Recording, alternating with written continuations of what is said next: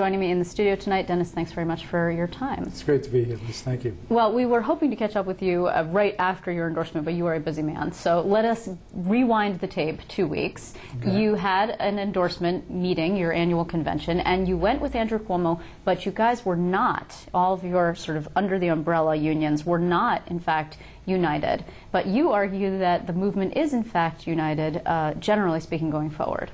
Yeah, if you would follow that thesis, that we're not united, Andrew would never have gotten the 2/3 necessary to run. Public employees have issues with Andrew, and some of the private sector unions have issues with Andrew as well. But the decision was made that for us to be in a better position to protect the needs of working men and women, an endorsement of Andrew Cuomo was a good strategy. But that's very pragmatic of you. But it was agreed upon by both sides. Well, it was agreed upon by both sides, but there were some people. The thing is, though, we've spoken to Dick Iannuzzi from NYSET, and he said they had decided tactically to remain neutral. Had they not remained neutral, it would have been very difficult for Andrew Cuomo to get the 2/3 weighted vote of your 2.5 million federation. Yes, it does. It does. But it does not show necessarily a unified front from an ideological standpoint. There are things that Andrew Cuomo wants to do that gore your ox terribly. For us, it's not an ideological battle. There's a battle to protect the needs of working men and women and the benefits and the long-term economic security.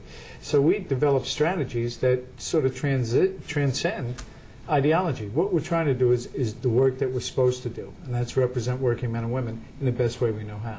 Okay. You're going forward into a year that we assume that Andrew Cuomo is probably going to win. The polls show that he has this very wide margin of victory. Financially speaking, the state is still on the rocks. And particularly public employees are more and less the enemy. I mean, you just look around and they say, and you know, people are saying, why do public employees get automatic raises? Private employees don't get that. Why do they get such sweet benefits? Well, I mean, they negotiate contracts. I understand. They negotiate contracts, and under those contracts, they get raises. And then they were asked by David Patterson to go back. If you're in a union anywhere, you negotiate a contract and you get raises along those same lines. But most people are not in a union. Most private sector people aren't. Well, here we're at the same level we have been for the last 30 years. We got about 28% of those eligible to be part of a union are in a union. You know, New York is different. And we're different because there's a cooperative spirit here. There's a cooperative spirit between the labor movement in both sectors, public, private, entertainment, transportation, hospitals. It's a big movement, 2.5 million people. It is a lot more unified than you would like to think. Well, I personally don't. I know it doesn't benefit me or not benefit me, but the question is, how are you guys going to go forward? I think that Andrew Cuomo has made it quite clear that he plans on turning Albany upside down, that he plans on reining in spending, that he plans on attacking quote-unquote special interests, which I think in his mind means the public employee unions. That sounds like war to me. Is that not war? Am I missing something? We've been through this a lot with different governors over the years. All of the governors that were governor when there's an economic downturn make these pronouncements. We've been with them through these things. So numbers have remained constant through these things. And we know how to get through it. We know how to get through it. We've done it before. From the city fiscal crisis in the 70s through the the previous Governor Cuomo, or Mario Cuomo's problems in the late 80s, to George Pataki's problems twice with downturns in the stock market, and then the 9/11 collapse. We've seen this happen. We know how to be helpful. We know how to get in it. And we know how to preserve benefits, rights of employment for working men and women, whether they're public or private sector. And you got to realize the private sector is not doing great either. You know, they're involved in the downturn too. Yeah, and then people get laid off, or then people get their health care cut, or then these things happen. When Governor Patterson said, listen, they do it through a collective bargaining agreement. Okay, but That's the difference. When Governor Patterson said, we are broke in New York State, and I would like you public sector unions, not you personally, obviously, you are a labor federation, we should mention. The afl-cio has member unions underneath it. So you're like the union of the unions, if you will, right? Okay, so David Patterson comes to the unions and says, all right, guys, we're broke. I'd like you to reopen up your contracts and forego the raises that we had previously agreed on. And the unions said no. How is that? No, the union said we wanted to negotiate it, and they did negotiate certain things. They didn't come to an agreement. No, they did not. See, that's the difference here. The difference is that unions, generally, private and public sector, have the right to have a dialogue with their employer, unlike other situations. That's why there's so many people in unions in New York, because they realized that they have that right to dialogue. David asked, the governor asked, for that dialogue. Both sides entered into the dialogue, but he was not successful. Now, you could say, why wasn't he successful? Those are details I don't have. But the dialogue was entered into, and the dialogue took place, but it wasn't productive.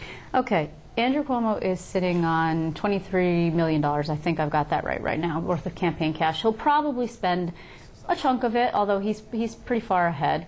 Going into January 1, I think that there is a widespread assumption among people who are on the inside that he's going to use some of that money to go to war against the unions. We see, for example, during budget battles, CSEA, PEF, 1199 have these incredible air wars with George Pataki, these ads that make it seem like, you know, Sure. your emergency room's going to close. Which is their right to do. Correct. But then that is, I mean, how is that constructive? We're talking about a serious fight. How is Andrew, you're saying that Andrew is going to use money Well, I'm saying, well, previously you saw Elliot Spitzer do the same thing. Now, it didn't work because it was actually against 1199. He went right to war with them.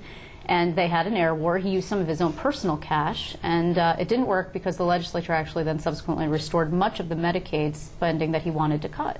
So, well, here's the deal. You know, it's unions and the people that are members of unions want to be represented. They want to be able to hold on to as much as they can in this terrible economic downturn. So we're going to do whatever we can to make sure that they get a fair break based on the circumstances we're in. Nobody's going to ask for anything ridiculous, but we are going to fight for the best possible outcome in this bad situation. And we should. You know, that's what we do. We represent people in bad situations and in good situations. So, and we've done it before, and we're going to do it again. This is, you know, this is classic labor management relations. This is what we do. And we do it well, and we'll continue to do it well. let's talk about the Senate. Yes.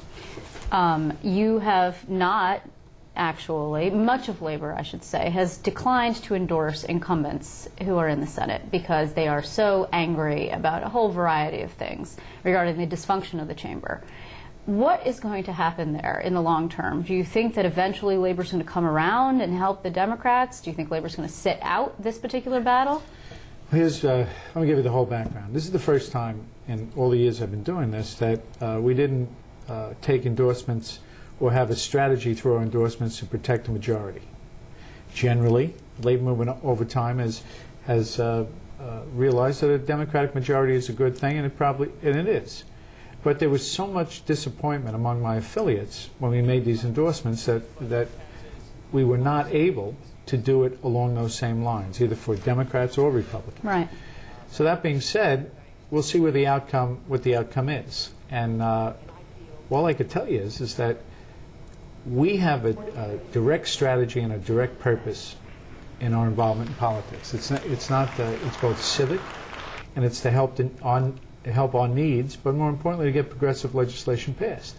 That's all we do it for. So we'll see what happens. We'll continue to go forward. I don't know where it's going to come out.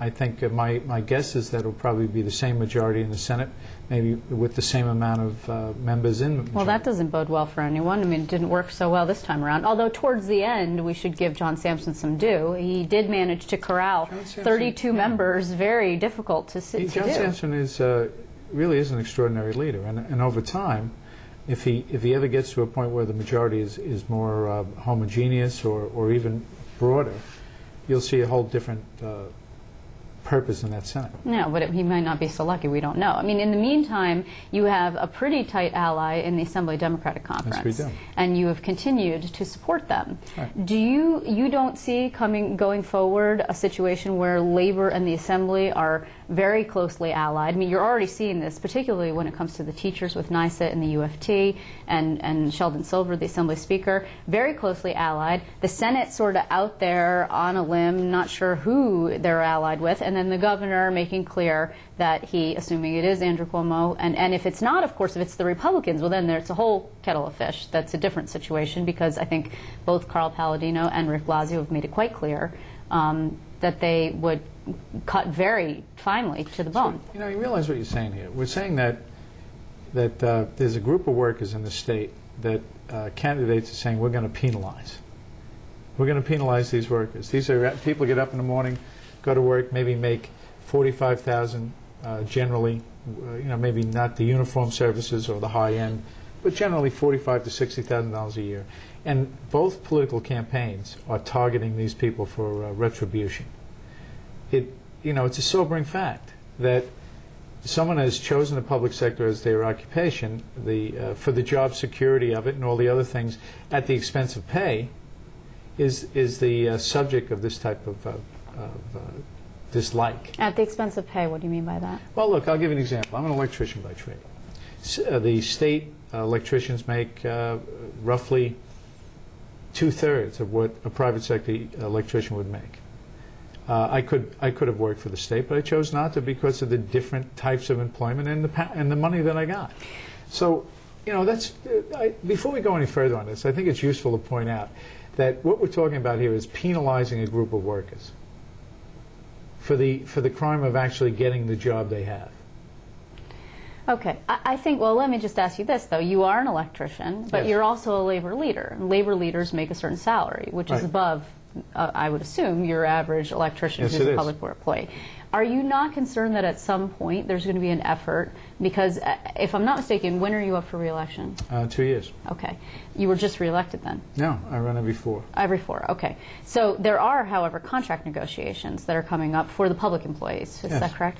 Okay, so I think that there is an argument to be made, and I believe that the argument will be made at certain levels inside the government, that there's a union rank and file versus a union leadership, and there is an interest among the leadership to have the rank and file re-elect them. I mean, that's why you don't want the rank and file. Haven't you heard Governor Patterson say this? Is that it is unusual not unusual. that leaders get elected by? I think it's again. Let's stop. It's important that the rank and file choose their leaders and choose the people that they are comfortable with. So if I am re-elected, I'm very fortunate. If I'm not, I'll do something else. But are you not concerned? But you actually can go back to your job, right? Do you not have that? I don't know what I'll do, but it's not about me or anybody else. It's about properly representing people that give us that we're privileged enough to represent. And to say, to do things like that it's a ploy. It's a ploy to weaken the prospects and the job security of those people I just laid out. But Liz, they've done this before. We've been through this many times before. Working men and women are resilient. We understand the problems that we have, and we're going to work out the best possible arrangements that we can. And you're under siege a little bit. Very much. I mean, it's really, this is Labor Day. We're the largest labor movement in the country. We have 2.5 million members in this state. I'm having a conversation with you about specifically taking away wages, benefits, and conditions of employment for about 1 million people, which is half of the 2.5 million, more than 1 million people in that process. In a downturn, in a time when nobody has any money, when there's more of a strata between the very fortunate and the unfortunate, when it's harder to raise your kids, educate your kids, and all this stuff, you and I are having a conversation on Labor Day about why it's a good thing to take away benefits from working men and women. Think about that for a minute. And we're actually going to leave it there, too. Okay. And it is a sobering thought. Happy Labor Day, Dennis. Thank you. Thank you very much for joining us.